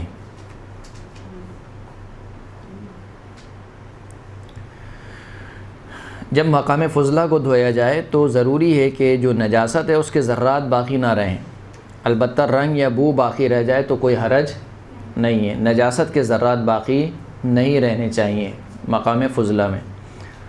अगर पहली बारी वो मकाम यूँ धुल जाए कि उसमें नजासत का कोई ज़र्रा बाकी ना रहे तो 2 बार धोना लाजिम नहीं है। यानी एक मरतबा आपने धोया और नजासत हट गई, नजासत का कोई ज़र्रात उसके में बाकी ना रहे तो वही काफ़ी है, दूसरी मरतबा धोना ज़रूरी नहीं है। लेकिन अगर बाकी हैं तो फिर दूसरी दफ़ा धोए, फिर भी बाकी हैं तो तीसरी मरतबा धोए। पत्थर, ढेला, कपड़ा या इन्हीं जैसी दूसरी चीज़ें अगर खुश्क और पाक हों, खुश्क होनी चाहिए और ख़ुद पाक होनी चाहिए। पत्थर, ढेला, कपड़ा मिसाल के तौर पर, कागज़ मिसाल के तौर पर, टिश्यू पेपर, ये चीज़ें, लकड़ी मिसाल के तौर पर, इन चीज़ों से भी मकाम फ़ुज़ला पाक हो सकता है। लेकिन अगर मामूली सी नमी हो इनमें, यानी हमने कहा कि खुश्क होने चाहिए, खुश्क होने से मुराद ये नहीं कि बिल्कुल खुश्क हो, अगर मामूली सी नमी भी पाई जाती हो तब भी जो है वो इससे पाक होने में कोई हरज नहीं है, पाक हो जाएगा। पाक होने का तरीका क्या है कि अगर पत्थर या ढेले या कपड़े से एक मरतबा बिल्कुल साफ़ कर दिया जाए तो काफ़ी है। यानी एक ही दफ़ा में मिसाल के तौर पर आपने टिश्यू से साफ़ किया और बिल्कुल साफ़ हो गया तो काफ़ी है। लेकिन बेहतर यह है कि 3 मरतबा अंजाम दिया जाए, बेहतर ये कि 3 मरतबा साफ़ किया जाए, बल्कि जिस चीज़ से साफ़ किया जाए इसके भी 3 टुकड़े हों। कितने टुकड़े हों? 3 टुकड़े हों। यानी पहली बार एक टुकड़े से, दूसरी बार दूसरे टुकड़े से, तीसरी बार तीसरे टुकड़े से। और अगर 3 टुकड़ों से साफ़ ना हो तो इतने मज़ीद टुकड़ों का इजाफ़ा करना ज़रूरी है कि वो जो मकाम है वो बिल्कुल नजासत से क्या हो जाए, साफ़ हो जाए, नजासत के ज़र्रात उसमें ना पाए जाएँ। साफ़ होने का यानी पाक होने का मयार यही है कि नजासत के ज़र्रात ना पाए जाएँ। अब चाहे वो एक दफ़ा में ना पाए जाएँ, 2 दफ़ा में ना पाए जाएँ, 3 दफ़ा में ना पाए जाएँ, जब तक उसमें नजासत के ज़र्रात रहेंगे वो जगह नजिस रहेगी। जब नजासत के ज़र्रात ख़त्म हो जाएंगे तो वो जगह क्या हो जाएगी, पाक हो जाएगी। अलबत्ता रंग और बू का बाकी रह जाना, इससे कोई हरज नहीं पड़ेगा, वो जगह पाक हो जाएगी। अलबत्ता अगर इतने छोटे ज़र्रे बाकी रह जाएं जो आम तौर पर धोए बग़ैर नहीं निकलते तो कोई हरज नहीं है। यानी ये तो हम सब जानते हैं कि पानी से धोना बहरहाल एक अलग चीज़ है और टिश्यू पेपर से साफ़ करना एक अलग चीज़ है। लेकिन बहुत छोटे ज़र्रात रह जाए, इतने छोटे ज़र्रात जो सिवाय पानी के और किसी चीज़ से नहीं निकलते हैं, तो अगर इतने छोटे ज़र्रात बाकी रह गए तो कोई हरज नहीं है, वो मकाम क्या होगा, पाक हो जाएगा।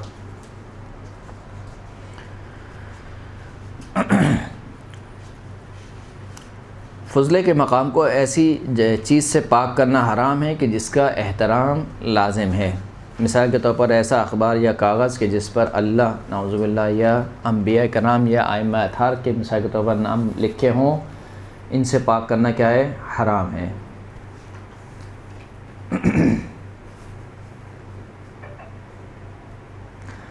अगर किसी को शक हो कि आया मैंने पाक किया था लेकिन पाक हुआ या नहीं हुआ, तो इस पर लाजिम है कि इसे पाक करे। यानी जब तक उसको यकीन ना हो जाए कि मकाम पाक हो गया है उस वक्त तक वो पाक शुमार नहीं करेगा, मगर ये कि वसवासी हो। वसवास एक बीमारी है, यानी वसवासी हो तो पाक हो जाएगा। यानी अगर उसको यकीन भी नहीं आ रहा है कि पाक हुआ नहीं हुआ और वो शख्स वसवासी है तो पाक हो जाएगा। लेकिन अगर वो वसवासी नहीं है, यानी नॉर्मल इंसान है और उसको शक है कि पाक हुआ या नहीं हुआ, तो फिर पाक नहीं होगा, उसको पाक करना पड़ेगा। वसवासी शख्स क्या होता है, वसवासी जिसको बहुत ज़्यादा वसवास होते हैं, बहुत ज़्यादा, यानी इसको पाक करने के यानी पूरी टंकी भी खाली हो जाए तब भी उसको यकीन नहीं होता है कि पाक हुआ या नहीं हुआ।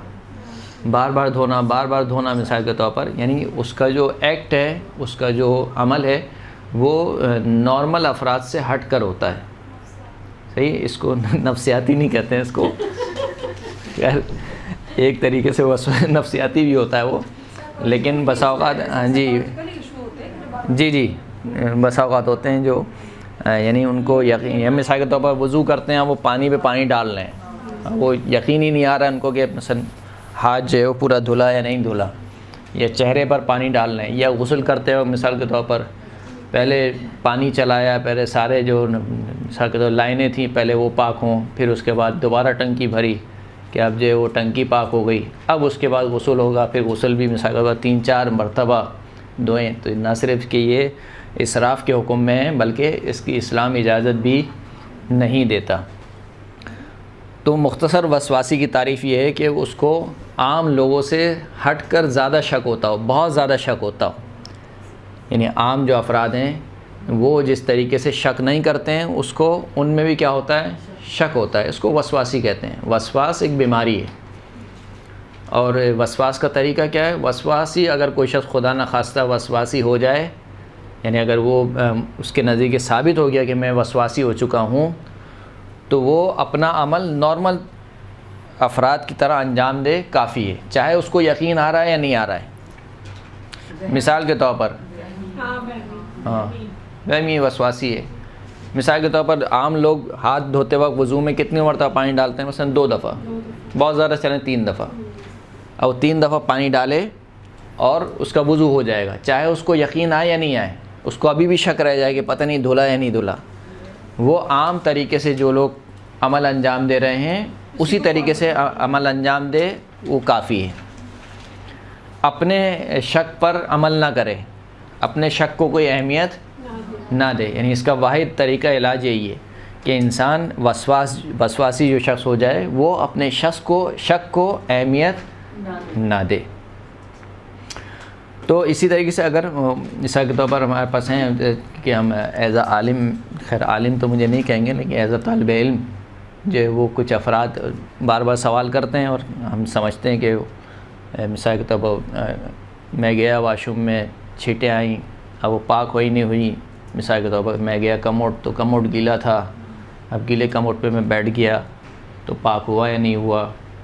मैं जो है वो मिसाल के तौर पर पाक कर रहा था, कुछ छींटें उड़ी और मुझे ऐसा गीला सा महसूस हुआ, तो वो पाक हुआ या नहीं हुआ।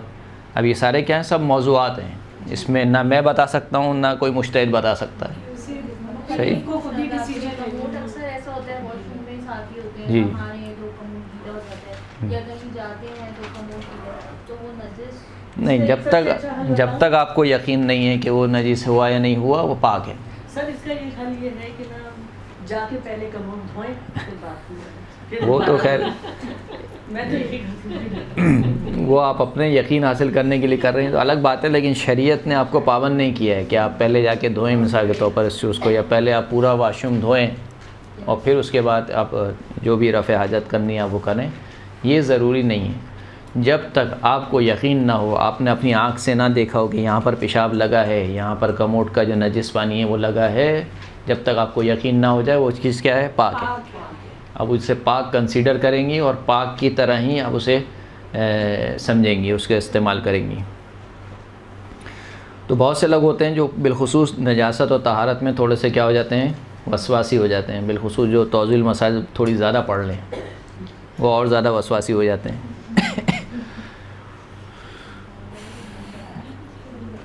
तो बहरहाल जो नॉर्मल शख्स हो, यानी वो वसवासी अगर ना हो, तो जब तक उसको अगर शक है कि उसका मकाम पेशाब या मकाम फजला पाक हुआ या नहीं हुआ, तो ज़रूरी है कि वो पाक करे। चाहे उसकी आदत ये हो कि वो हर दफ़ा मिसाल के तौर पर पाक करके उठता है। यानी बसा औक़ात ऐसा होता है इंसान बहुत नींद में होता है, बहुत नींद में, और मिसाल के तौर पर पेशाब आया और गया पेशाब करने, अब पता नहीं चल रहा कि बहुत नींद में था, पानी डाला या नहीं डाला, या ऐसे ही उठ के आ गया। अब उमूमन तो जब भी पेशाब करने जाता है पानी डाल के आता है, लेकिन इतनी नींद आ रही थी अब याद नहीं आ रहा है कि पता नहीं पानी डाला या नहीं डाला था, शक हो रहा है कि आया धोया था या नहीं धोया था, तो नजिस शुमार होगा, वो दोबारा धोएगा।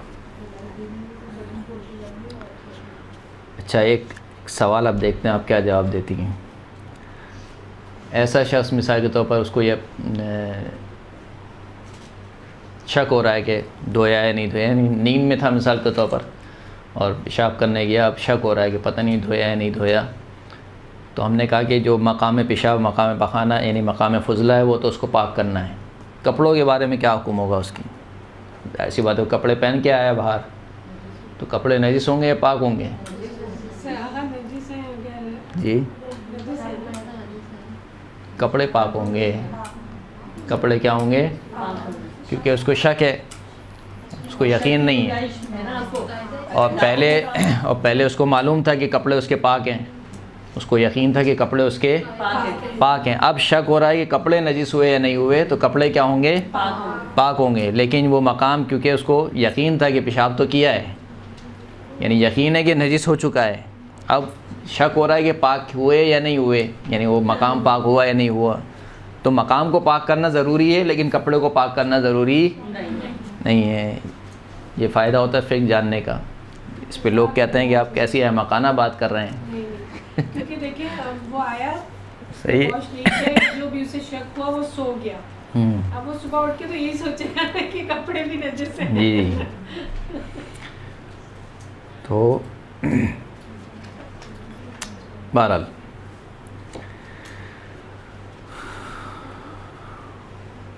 अगर किसी शख्स को नमाज के बाद शक गुज़रे कि नमाज से पहले उसने मकाम पेशाब या मकाम फजला को पाक किया था या नहीं किया था, तो जो नमाज उसने पढ़ ली है वो सही है, जो नमाज उसने पढ़ ली है वो सही है। लेकिन आगे वाली नमाज के लिए क्या करेगा?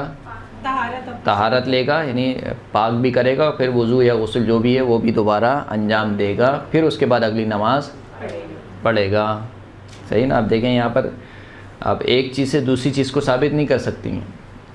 मिसाल के तौर पर कोई शख्स यहाँ पर आए और कहे कि जब आप कह रहे हैं कि अगर किसी शख्स को शक हो कि मकाम पेशाब पाक किया या नहीं किया, और आप कह रहे हैं कि उसके ऊपर पाक करना लाजिम है, तो इसका मतलब है कपड़े को भी पाक करे। दुरुस्त है जी। और इसका मतलब है कि अगर नमाज़ पढ़ी है तो वो भी गलत पढ़ी है, फिर वही पाक करे। ये जो आप मुलाजमे बना रहे हैं, ये मुलाजमे दुरुस्त नहीं है, ये मुलाजमे दुरुस्त नहीं है। शक का जो हुक्म है वो फ़कत अपने मौजू की हद तक रहता है, दूसरे मौजू में सराहियत नहीं करता है, दूसरे मौजू में नहीं जाता है। शक का हुक्म अगर यकीन हो गया तो अलग बात है। मुझे यकीन है कि मिसाल के तौर पर मेरा पेशाब मकाम पेशाब मैंने पाक नहीं किया था और मुझे यकीन है कि इसकी वजह से मेरे कपड़े भी नजिस हुए हैं, यकीन का मसला अलग है। लेकिन अभी आप शक की हालत में हैं, हाँ, तो शक की हालत में उसका हुक्म अलग होगा, कपड़ों का हुक्म अलग होगा, नमाज का हुक्म अलग होगा। और ये सब एक कवायद देंगे जिन कवायद से फ़ुक़हा उज़्ज़ाम ये फ़तवे देते हैं। जैसे मैंने आपको शुरू में बता दिया था कायदा इस्तिसाब, अब मैंने आपको बताया कि ला तनक़ुज़ुल यक़ीन बिश्शक, अपने यकीन को शक के ज़रिए से ना तोड़ो।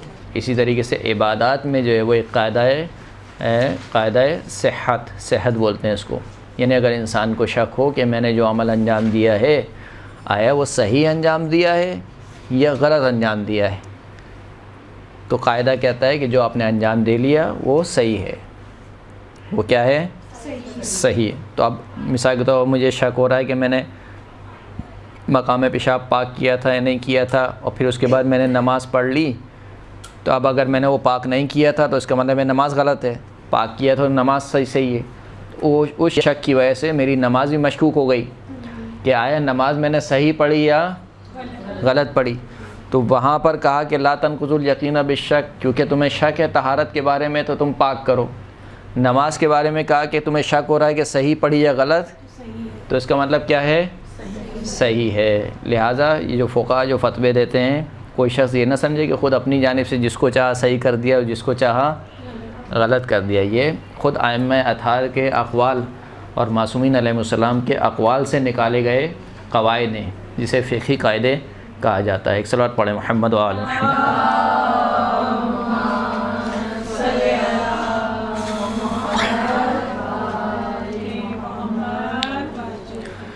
इसके बाद का चैप्टर है वो मर्दों से मुताल्लिक़ है, लिहाजा उसको हम यहाँ पर बयान नहीं करेंगे। इस्तिब्रा एक मुस्तहब अमल है, बहरहाल इसके बहुत सारे फ़ायदे हैं, मुस्तहब, लेकिन इसके बहुत सारे फ़ायदे हैं और इसको अंजाम देना चाहिए। औरतों के लिए इस्तिब्रा नहीं है। खूब रफ़े हाजत के मुस्तहबात और मकरूहात। हर शख्स के लिए मुस्तहब है कि जब भी रफ़े हाजत के लिए जाए तो ऐसी जगह बैठे जहाँ इसे कोई ना देखे, कोई ना देखे। आप कहेंगे ये तो वाजिब था, पहले हमने पढ़ा कि वाजिब है। यहाँ पर कोई ना देखे से मुराद क्या है? यानी शर्मगाह के अलावा भी, शर्मगाह के अलावा भी कोई ये ना देखने पाए कि आप रफ़े हाजत कर रहे हैं। हदीसे हमारे यहाँ हदीस पाई जाती है कि किसी ने भी रसूलुल्लाह को रफ़े हाजत करते हुए नहीं देखा। ये हदीस हमारे यहाँ पाई जाती है, उनके यहाँ नहीं पाई जाती, क्योंकि उनके यहाँ एक शख्स था जिसने रसूलुल्लाह को नाउज़ुबिल्लाह खड़े होकर पेशाब करता हुआ देखा।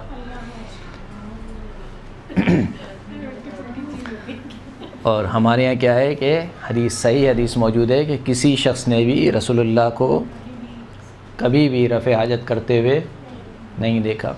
तो मुस्तहब है कि ऐसी जगह का इंतखाब करे कि जहाँ उसे कोई ना देखे। बैतुल खला में दाखिल होते वक्त पहले बायां पाँव अंदर रखे और निकलते वक्त पहले दायां पाँव बाहर रखे। जाते वक्त उल्टा पाँव, निकलते वक्त सीधा पाँव। मस्जिद के बरखिलाफ़, मस्जिद में जाते वक्त दाखिल होते वक्त पहले सीधा पाँव और आते वक्त उल्टा पाँव। ये भी मुस्तहब है कि रफ़े हाजत के वक्त सर ढाँप कर रखे और बदन का बोझ बाएं पाँव पर डाले। रफ़े हाजत के वक्त सूरज या चाँद की तरफ मुंह करके बैठना मकरूह है, लेकिन अगर अपनी शर्मगाह को किसी तरह ढाँप ले तो मकरूह नहीं है। अलावाज़ी रफ़े हाजत के वक्त हवा के रुख के बिलमुकाबिल, यानी हवा ऐसे चल रही है सामने से और इंसान ऐसे बैठ जाए, यानी हवा के सामने बैठ जाए, बिलमुकाबिल बैठ जाए, ये मकरूह है। नीज़ गली कूचों, रास्तों, मकान के दरवाज़ों के सामने और मेवेदार दरख्तों के नीचे बैठना भी मकरूह है। अभी आपने पीछे पढ़ के आई हैं कि गली कूचों में पेशाब पखाना करना क्या है, हराम है।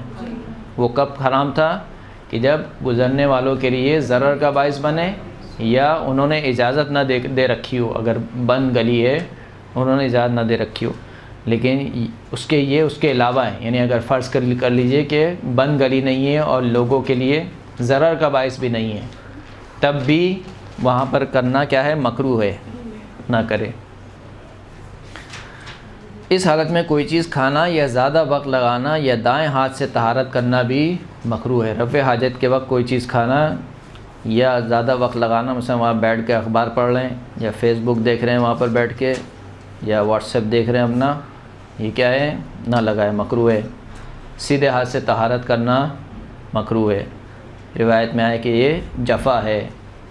जफ़ा यानी क्या मतलब, यानी आपने एक चीज़ जो इस काम के लिए नहीं बनाई गई, आपने एक तरीके से तौहीन की। सीधा हाथ खुदावंद करीम ने अच्छे कामों के लिए बनाया है। क़यामत में भी नेकोकारों की अलामत क्या है कि जिनका नाम अमाल उनको सीधे हाथ में दिया जाएगा। तो सीधे हाथ से तहारत करना मकरूह है। यही सूरत बातें करने की भी है, लेकिन अगर मजबूरी हो या ज़िक्र खुदा करे तो कोई हरज नहीं है। ज़िक्र खुदा करना मुस्तहब है। रफ़े हाजत करते वक्त ज़िक्र खुदा करना मुस्तहब है। खाने में नहीं बैठती है जी, खाने में नहीं बैठती है, क्यों नहीं बैठती? बस पता नहीं। ये नेमत है, और दुआएं आएंगी बाकायदा। नहीं, वो तो बाहर से तो हम बाहर से अंदर चले गए। ये जो है वो क्योंकि इस वजह से नहीं बैठ रही है कि आप समझ नहीं रही हैं कि जो काम आप कर रही हैं ये नेमत खुदा है। अगर ये ना हो तो इंसान मर जाए। यानी आप सोचें वो शख्स के जिसका पेशाब ना निकल रहा हो या खारिज ना हो रहा हो, वो किस अजियत में मुब्तला है और कितनी आसानी से आपको ये चीज़ें खारिज हो रही हैं। तो यकीनन ये नेमत है और नेमत पर यकीनन शुक्र बनता है खुदावंद करीम का। कुछ दुआएं भी हैं जो आइमा मासूमीन से नकल हुई हैं। मिसाल के तौर पर रफ़े हाजत कर ले तो पेट के ऊपर हाथ रख के ये वाली दुआ पढ़े, रफ़े हाजत के लिए जाए तो ये वाली दुआ करे, मिसाल के तौर पर लिबास उतारे तो ये वाली दुआ करे। तो ये एक नेमत भी है और एक इबरत भी है। इत्तेफाक से ये बात निकल गई तो मेरे जहन में वो हदीस आ गई कि जब भी इंसान रफ़े हाजत करने जाता है तो खुदा 2 फरिश्तों को मौक्किल कर देता है इंसान पर, और वो चाहते ना चाहते हुए भी अपने फ़ज़ले को देखता है इंसान। क्यों देखता है? ये बतलाने के लिए कि यही वो चीज़ है कि जिसके लिए तू तगदो कर रहा है, यानी पूरी ज़िंदगी सर्फ कर रहा है, हलाल और हराम की परवाह ना किए हुए कमाने के पीछे दौड़ रहा है, रातों दिन एक कर रहा है। किस लिए? इसी फ़ज़ले के लिए। यानी आखिर में क्या होना है? ये फ़ज़ला, यानी आप अच्छे से अच्छा खाना खाएं, आखिर में उसको बनना फ़ज़ला है। ख़ुद मौला कायनात का भी कौल है कि इंसान अजीब है कि इसकी इब्तिदा नजासत से है, इसकी इंतहा भी नजासत पे है, और इसके दरमियान नजासत को पेट में लिए फिरता है। यानी आप सोचें, नहीं, इब्तिदा नजासत है, नजिस नुतफ़े से इंसान का वजूद बनता है, इंतहा मर जाता है, नजिस हो जाता है, कोई हाथ लगा ले तो गुस्ल वाजिब हो जाता है। इब्तिदा इंतहा दोनों नजासत हैं, और इसके दरमियान भी नजासत को पेट में लिए हुए फिर रहा है। यानी इससे ज़्यादा इंसान को तकब्बुर तोड़ने के लिए और क्या चाहिए कि इंसान अपनी हैसियत को देखे, तो वो हदीस मेरे जहन में आ गई कि 2 फरिश्तों को खुदा मुअक्कल कर देता है, वो उसका सर झुकाते हैं वो, और ताकि वो अपने फजले को देखने पर मजबूर हो जाए और इससे इबरत हासिल करे कि मैं जो इस दुनिया की रंगीनी में भाग रहा हूँ, ये दुनिया के हुसूल के लिए दिन और रात एक कर रहा हूँ, हलाल और हराम को एक कर रहा हूँ, इसका आखिर क्या है, इन द एंड क्या है इसका आखिर यही फजला है।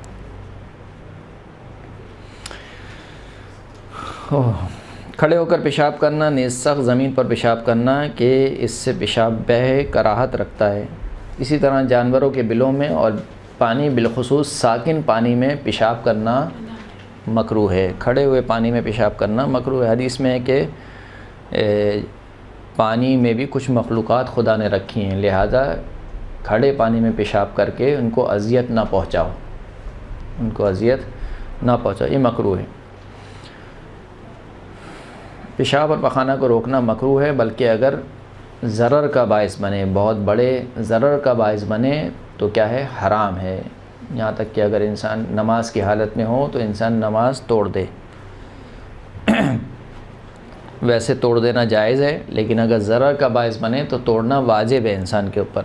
इंसान पहले नमाज तोड़े, पहले रफ़े हाजत अंजाम दे, फिर उसके बाद नमाज पढ़े। नमाज से पहले, सोने से पहले और इज़दिवाजी ताल्लुकात कायम रखने से पहले और मनी के निकलने के बाद पेशाब करना मुस्तहब है। यहाँ पर ये चैप्टर ख़त्म हो गया। इसके बाद अगला चैप्टर है नजासात का। नजासात कितनी है? 10 हैं। यानी ये वो 10 चीज़ें हैं जिनको अल्लाह ने नजिस करार दिया है। इनके अलावा कायनात में जितनी भी चीज़ें हैं वो सब की सब क्या हैं? पाक हैं।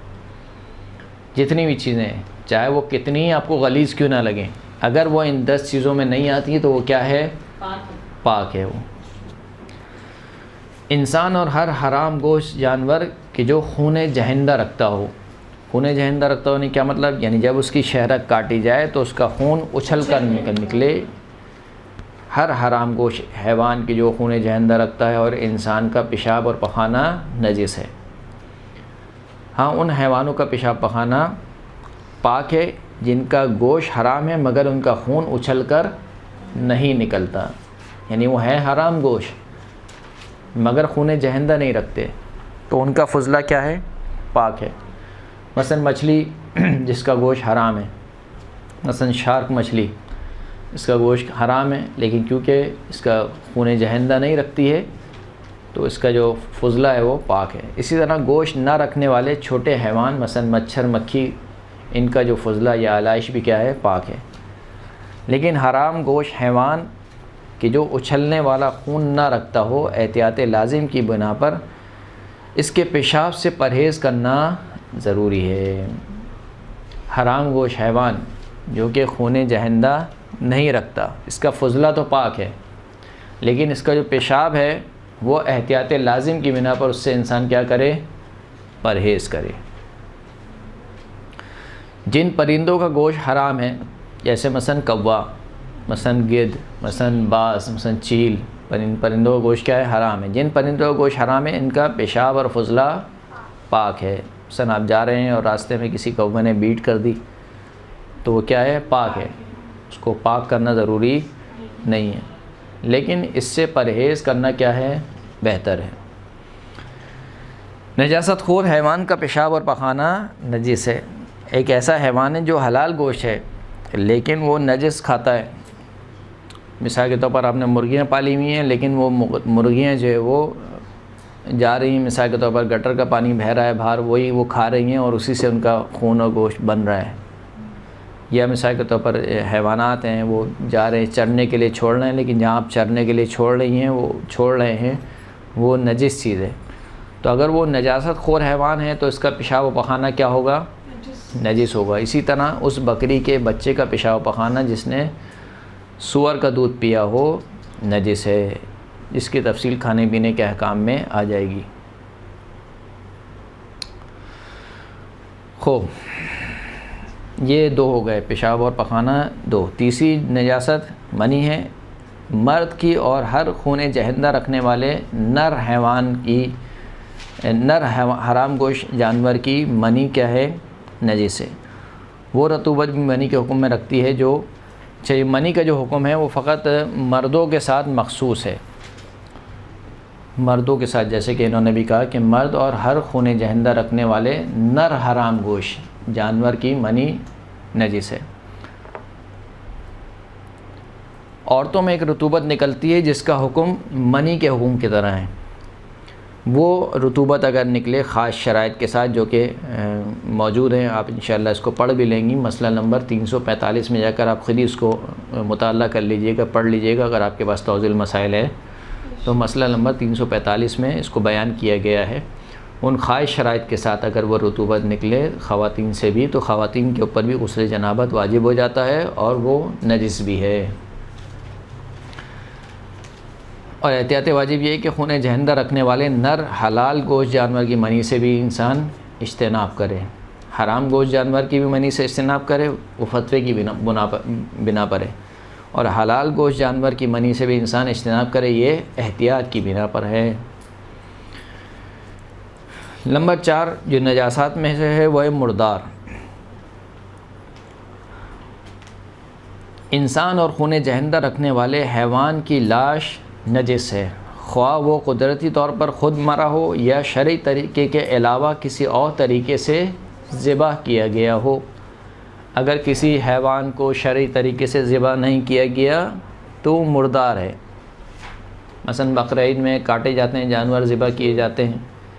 आपने मिसाल के तौर पर 4 रगों का काटना ज़रूरी है, 4 रगें नहीं काटी और वो मर गया, आपने छुरी चलाई, 4 रगें उसकी नहीं कटी, एक रग बाकी रह गई मिसाल के तौर पर, वो मर गया, तो ये क्या है?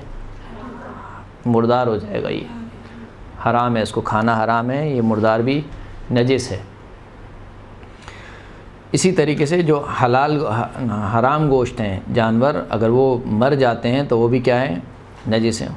कुदरती तौर पर मर गया हो या शरई तरीके के अलावा किसी और तरीके से उसको ज़िबा किया गया। मसलन हमने सुना है, खैर देखा तो नहीं है, ब्राज़ील वगैरह में मुर्गियों को करंट लगाते हैं, मसलन वो करंट लगा के उसको मारते हैं और फिर उसके बाद उसके जो भी गोश्त वगैरह बनाते हैं, तो वो शरई तरीका नहीं है, तो ये मुर्दार हो जाती हैं, उसका खाना भी हराम है और ये नजिस भी हैं। मछली चूँकि खून जहंदा नहीं रखती, लिहाजा अगर पानी में भी मर जाए तो ख़ुद भी पाक है, मछली भी पाक है और पानी भी पाक है। लाश के वो अज़्ज़ा कि जिनमें जान नहीं होती पाक हैं, मसलन ऊन, बाल, रुआं और हड्डियाँ और दांत, इनमें रूह नहीं होती, जान नहीं होती इनमें। कैसे पता चलेगा जान नहीं होती? मसलन आप अपने जो है वो नेल्स काटते हैं, आपको तकलीफ़ महसूस नहीं होती, सही ना, इसमें जान नहीं होती, तो ये चीज़ें क्या होती हैं? पाक होती हैं, सिवाय कुत्ता और सूअर के। कुत्ता और सूअर की ये चीज़ें भी क्या हैं? नजिस हैं, वो नजिस हैं। जब किसी इंसान या खून जहंदा रखने वाले हैवान के बदन से इसकी ज़िंदगी के दौरान में गोश्त या कोई दूसरा हिस्सा जिसमें जान हो जुदा कर लिया जाए तो वो नजिस है। मसलन एक इंसान ज़िंदा है और खुदा न खास्ता उसका हाथ मिसाल के तौर पर कट गया, एक पूरा हाथ यहाँ से, तो ये हाथ क्या है? नजिस है। या मिसाल के तौर पर कोई जानवर ज़िंदा है, सही है, उसकी टांग कट गई एक तरह से, तो वो नजिस होगी। यानी ऐसी चीज़ की जिसमें जान होती है और वो उसकी ज़िंदगी में जुदा हो जाए तो वो क्या है? नजिस है। मगर मिसाल के तौर पर जो छोटी मोटी जो खाल वगैरह होती है, मसलन सर्दियों में एक मसला पूछा जाता है कि हमारे मिसाल तो होंठ खुश्क हो जाते हैं, तो जो खाल निकलती है, आया ये खाल नजिस है या पाक है? या नोच देते हैं, तो ये खाल पाक है, ये नजिस नहीं है। अगर होंठों या बदन की किसी और जगह से बारीक सी तह पपड़ी, यही मसला आ गया, पपड़ी उखेड़ ली जाए तो अगर इसमें रूह ना हो और आसानी से उखड़ जाए तो पाक है। मुर्दा मुर्गी के पेट से जो अंडा निकले वो पाक है, चाहे इसके ऊपर छिलका अभी सख्त ना हुआ हो, लेकिन इसका छिलका धो लेना ज़रूरी है। मुर्दा मुर्गी के पेट से जो अंडा निकले वो अंडा क्या है? पाक है, लेकिन उसका छिलका क्या करेंगे आप? धो लेंगे। क्यों धोएंगे? क्योंकि मुर्दा मुर्गी के पेट से निकला है, मुर्दार की रतूबत से टच होकर क्या हो गया? नजिस हो गया है। तो आप उसको धो लेना उसको ज़रूरी है। ख़ुद अंदर का जो अंडा है वो पाक है, यानी उसको आप खा सकती हैं। अगर भेड़ या बकरी का बच्चा मेमना घास खाने के काबिल होने से पहले मर जाए तो वो पनीर जो इसके शीरदान में होता है पाक है, लेकिन अगर साबित ना हो सके कि ये उम्मन माया होता है तो ज़रूरी है कि इसके ज़ाहिर को धो लिया जाए जो कि मुर्दार के बदन से मस हो चुका है। मसला मुब्तला बे नहीं है, इसको छोड़ दीजिए। दवाइयाँ, इतर, रोगन यानी तेल, घी वगैरह, जूतों की पालिश, साबुन जिन्हें गैर इस्लामी ममालिक से दरामद किया जाता है, अगर इनकी नजासत के बारे में यकीन ना हो तो ये क्या होंगी? पाक होंगी। गैर ममालिक से आ रही हैं, आपको मालूम नहीं है, मिसाल के तौर पर तेल आ रहा है, घी आ रहा है, ब्राज़ील से आ रहा है मिसाल के तौर पर, या अमेरिका से आ रहा है, गैर इस्लामी ममालिक से आ रही हैं ये चीज़ें, अगर इनकी नजासत के बारे में इंसान को यकीन ना हो तो पाक हैं। पाक और नजिस का मसला अलग है, हलाल और हराम का मसला अलग है। पाक और नजिस का मसला ये है कि आया इसको आप हाथ लगाएं तो आप हाथ नजिस होगा या नहीं होगा? हाथ नजिस नहीं होगा, लेकिन आप इसको खा सकते हैं नहीं खा सकते हैं? मिसाल कोई गोश्त आ रहा है बाहर से, आपको नहीं पता है क्योंकि गैर इस्लामी ममालिक से आ रहा है, तो लिहाजा जब तक आपको यकीन ना हो जाए कि ये इस्लामी तरीके से ज़िबा हुआ है उस वक्त तक आप उसको खा नहीं सकती।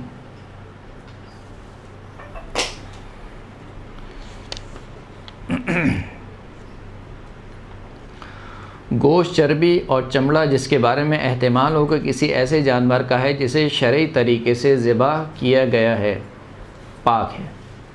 अगर आपको एहतिमाल है कि ये गोश्त, चर्बी और चमड़ा, जिल्द किसी ऐसे जानवर का है जिसके बारे में एहतिमाल है कि इसको शरई तरीके से ज़िबा किया गया होगा तो ये पाक है। लेकिन अगर ये चीज़ें किसी काफिर से के हाथ से ली गई हों या किसी ऐसे मुसलमान के हाथ से ली गई हों जिसने किसी काफिर से ली हों और ये तहकीक ना की हो कि आए ये किसी ऐसे जानवर की है जिसे शरई तरीके से ज़िबा किया गया है या नहीं, तो ऐसे गोश्त और चर्बी का खाना हराम है। काफिर ममालिक से आपने लिया है, किसी काफिर से लिया है या किसी मुसलमान से तो लिया है, लेकिन उस मुसलमान ने किसी काफिर से लिया है और तहकीक भी नहीं की।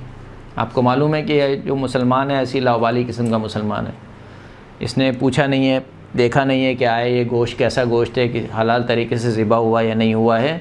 तो जब तक आपको ये यकीन ना हो जाए कि ये हलाल तरीके से ज़िबा हुआ है उस वक्त तक आप उसको खा नहीं सकते हैं। लेकिन अगर मुसलमानों के बाज़ार से लें तो फिर तहकीक करना ज़रूरी नहीं है। हम जो गोश्त वगैरह ख़रीदते हैं मुसलमानों के बाज़ार से, हम में से कोई भी जाके नहीं देखता है कि गोश्त मिसाल कसाई कैसे काट रहा है, सही तरीके से काट रहा है नहीं काट रहा है, क्योंकि मुसलमानों का बाज़ार है तो मुसलमानों के बाज़ार से कोई हरज नहीं है, वो आप खा सकती हैं।